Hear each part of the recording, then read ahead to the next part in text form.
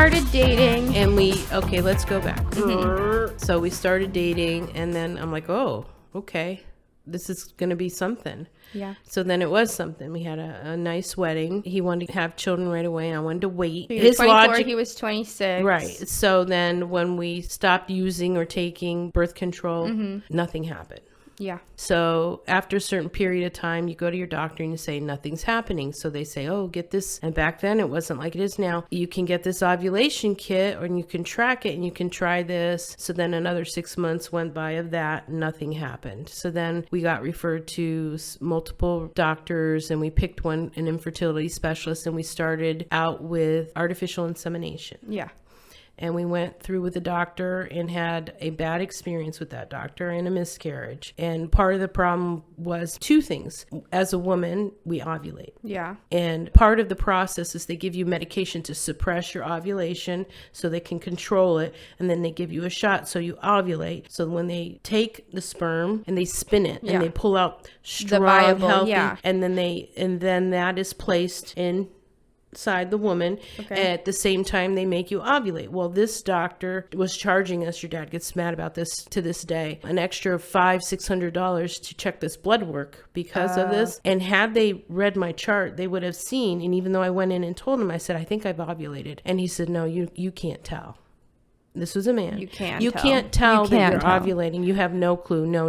And I'm like, oh, I feel like I did. Well, they're charging us almost $600 for this one test. Oh, wow. And had they read the test, they would have seen the search. So when I went in and met with him, and he told me that I didn't know what I was talking about, and I asked him about, notice I'm getting a lot more hair on my arms and all these different things, and he just rolled his eyes at me. This is why I don't trust men. This was one person. So we went back to our male doctor.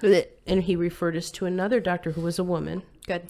My first visit with her, she asked me those same questions that I asked the doctor. And she listened. Are you having this? Are you having that? And I looked and I thought, oh, okay, yes. And she's like, okay, we're going to try this and that. So it took 5 years. Well, so my first cycle with her, I said, I think I ovulated. And she's like, you can't do that on this medicine. I said, okay. Well, 5:00 that night, when she got my blood work and checked it, she called me and said, you brat, you did. You surged on your own, which obviously you're doing all this, So she was very, like I like to say, I'm in the healthcare field. Mm-hmm. She read my chart. Yeah. If they don't read your chart and they really don't pay attention to what you're doing physically, it's not going to work. It's no good, yeah. So she figured out a few things to help me. Cassie's cycle, she was one follicle. Mm-hmm. They like you to have 3 to 4 follicles when they do IUI, artificial insemination. So basically, we did the procedure thinking it was going to fail because there was only one. And then your dad was going in for knee surgery, always a surgery.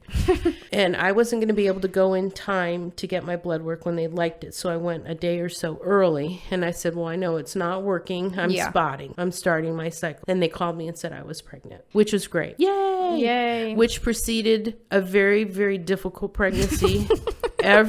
Difficult pregnancy, difficult birth, difficult child. Well, every office visit, they could never detect your heartbeat. Yeah. So then they would make me have an ultrasound, and there it would be. And then, our big goal was to get 12 weeks, 3 months, because with the other miscarriage, we were like, we're pregnant, yay, and then we lost. Yeah. And it was devastating. What week did you lose? Well, we went in for our ultrasound at 10 weeks, and that was that other doctor. Had he done an ultrasound in his office before he sent me away, he would have seen it. But anywho, you would have been born the same time as Lindsay. Oh, okay. So switch doctor was successful. And then at 12 weeks, I got hospitalized for spontaneous, bleeding, and they didn't know why. And then I'm at the hospital and they're like, oh, 50% of pregnancies all end in miscarriage and it's okay and this and that. And then they did the ultrasound and there you were. Yep. Do. And they said, go home, bed rest. And then, of course, as you've talked about, at 29 weeks, I was at a wedding. Rise and shine. Wedding. And my friend was getting married. John couldn't go to the wedding with me. I went by myself. My back hurt all day. Yeah. I got home. I was so tired. I just went to bed and I had hairspray hair and makeup on. And in the middle of the night at 2 a.m. my water broke. And they said, okay, well, come down here. We'll test you and see if what happened was what I thought happened. Yeah. And then I proceeded to have a premature baby. And that was devastating because, you went to the NICU and, everybody's like, oh, go home and sleep. Have a break. You don't have that baby. I don't get that. You get a break. You can just go home and sleep. Well, the nice thing about our local children's hospital, you could stay there 23 hours out of the day, and they only closed for an hour for rounds that you couldn't be there with your baby. So I was there all the time. How long was I there for? You were phenomenal. They told us initially that you weren't going to do well, and every day you're intubated, and you pulled out your own breathing tube.